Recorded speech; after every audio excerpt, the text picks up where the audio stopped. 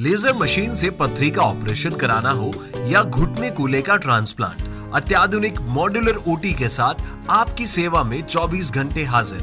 सेहत का सच्चा साथी डू किया हॉस्पिटल, गणपति नगर, मंडावा रोड, झुंझुनू। सर्जरी मतलब रविंद्र हॉस्पिटल झुंझुनू। जी हाँ, 20,000 से अधिक सफल ऑपरेशन कर चुके हैं डॉक्टर वीरेंद्र सिंह। दूरबीन द्वारा वयस्क एवं बच्चों के सभी तरह के ऑपरेशन, विभिन्न सरकारी योजनाओं में भी इलाज की सुविधा। रविंद्र हॉस्पिटल, रेलवे स्टेशन के पास, सीकर रोड, झुंझुनू। पूर्व मंत्री राजेंद्र गुडा की बोल, कॉकरोच से डरने वाले बनते हैं एसपी और कलेक्टर। नवलगढ़ में श्री सीमेंट फैक्ट्री के खिलाफ किसान सभा को संबोधित करते हुए कही यह बात। पूर्व मंत्री राजेंद्र गुडा द्वारा प्रशासनिक अधिकारियों को लेकर बयान दिया है, जिसमें उन्होंने बिगड़े बोल बोलते हुए कहा कि जो लोग बाथरूम में कॉकरोच से डरते हैं वे थानेदार, एसडीएम, डिप्टी कलेक्टर और एसपी बन जाते हैं। जो सांप गौरव के बिलों में हाथ डालते हैं वे 10वीं फेल ही हो जाते हैं। पूर्व मंत्री राजेंद्र गुडा ने यह बयान झुंझुनू जिले के गोठरा गांव नवलगढ़ में रविवार को दिया। वे यहां किसान सभा में बोल रहे थे। यहां सभा श्री सीमेंट फैक्ट्री के खिलाफ थी। गुडा स्थानीय लोगों को रोजगार देने समेत कई मुद्दों को लेकर सभा में शामिल हुए थे।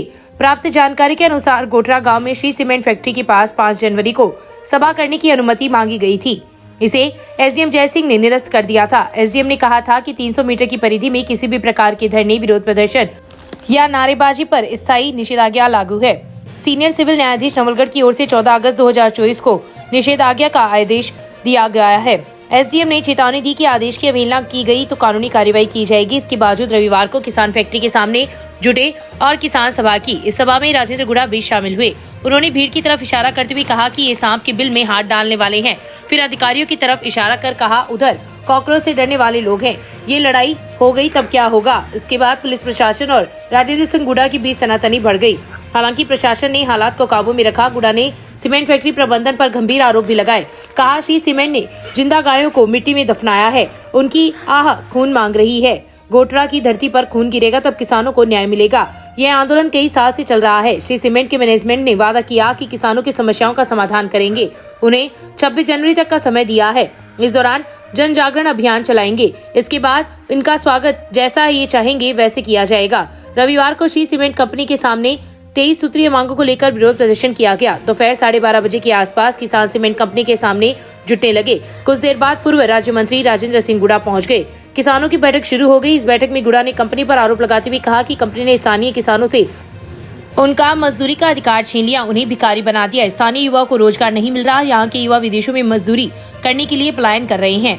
किसानों ने सीमेंट कंपनी और प्रशासन से स्थानीय लोगों को रोजगार देने, उचित मुआवजा देने और पर्यावरणीय नुकसान को कम करने की मांग की।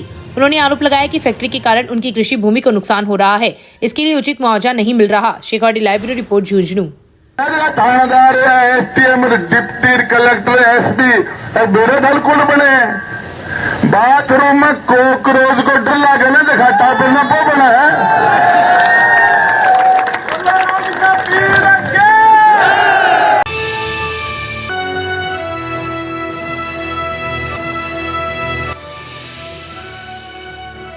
ये है शेखावाटी लाइव, धड़कन शेखावाटी की।